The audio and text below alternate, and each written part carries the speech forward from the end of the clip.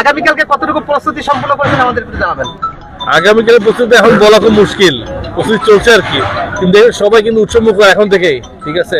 তো আশা করি একটা ভালো প্রোগ্রাম হবে, এবং এটা মূল আয়োজনটা হচ্ছে আমির খসরু মাহমুদ চৌধুরীর পক্ষ থেকে সকল নেতাকর্মী এবং আমাদের নির্বাচনে যারা কষ্ট করেছে, দিন রাত কষ্ট করেছে, খালি নেতাকর্মী না, সকলেই এটা তাদের জন্য আজকে। এবং এটা কালকে তারা, আমি আশা করি একটা সেলিব্রেশন তো আমরা করতে পারি নাই।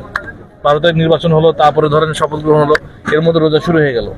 কাজে এটা একটা বলতে পারেন সবাইকে নিয়ে আমাদের যে বিজয়টা, 12 তারিখে যে বিজয় 11 আসনে, এটাকে আমরা সেলিব্রেট করবো আমার সকল নেতা কর্মী এবং আমার সাথে যারা কাজ করে সকলকে নিয়ে।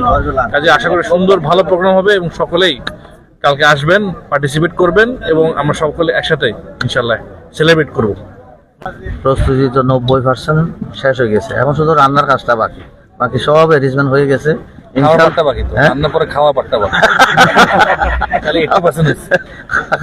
খাওয়ার জন্যই তো সবকিছু, এত কষ্ট হচ্ছে তো খাওয়ার জন্য।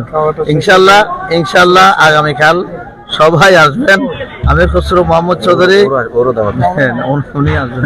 আমির খসরু মাহমুদ চৌধুরী চট্টগ্রাম 11 আসনের সকল যারা কষ্ট করেছেন, নেতা কর্মী যারা আছেন, সবাইকে দাওয়াত করেছে, সবাইকে নিয়ে কালকে আমরা একটা স্টেজ করেছিলাম 40 ফুট বাই 24 ফুট, উনি কিন্তু স্টেজটা বন্ধ করে দিয়েছেন। উনি চাচ্ছেন যে নেতা কর্মীদের সাথে বসে কালকে উনি ইফতার করবেন, একটা নতুন সিস্টেম চালু করেছেন। কালকে আমরা সকলেই সমান, সকলে আমরা বিএনপির কর্মী, আমরা সকলে একসাথে মিলে ইফতার করবো ইনশাআল্লাহ। অনুভূতি তো প্রকাশ করেছি গতকালকে, আজকে আরো বেশি ডেভেলপমেন্ট, এবং এটা সাফল্য হবে কালকে সবাই যখন খাওয়া দাওয়া করবে এবং সবাই যখন খুশি হয়ে যাবে। আর এটা সবচেয়ে বড় কৃতিত্ব হচ্ছে জনাব আমির খসরু মাহমুদ চৌধুরী, এই চট্টগ্রামের প্রথম যিনি অর্থ পরিকল্পনা মন্ত্রীর দায়িত্ব পেয়েছেন। এটা আমরা সবাই কৃতজ্ঞ যে সকল নেতা কর্মীদের একটা মিলন মেলা হবে আগামীকাল ইনশাল্লাহ, এবং এটার সফলতা ইনশাল্লাহ 100 ভাগ পরিপূর্ণতা লাভ করবে।